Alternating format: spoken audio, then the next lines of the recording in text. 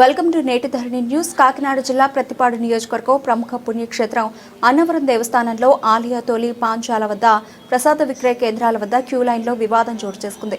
ప్రసాదం కొనుగోలు చేసే భక్తులు ఒకరిపై ఒకరు దాడి చేసుకోవడంతో అతి తీవ్ర వివాదంగా కొనసాగింది. భక్తులు వారు దాడి చేసుకోవడంతో అక్కడ ఉన్న దేవస్థానం సిబ్బంది వారిని నియంత్రించడంలో విఫలమయ్యారు.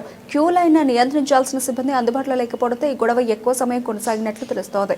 అన్నవరం దేవస్థానంలో వరుసగా వివాదాలు చోటు చేసుకుంటున్న నిర్లక్ష్యం వహిస్తున్న ఆలయ ఈవోను వెంటనే సస్పెండ్ చేయాలని జై భీమరావు భారత్ పార్టీ రాష్ట్ర ఉపాధ్యక్షులు దాడిశెట్టి వీరబాబు డిమాండ్ చేశారు.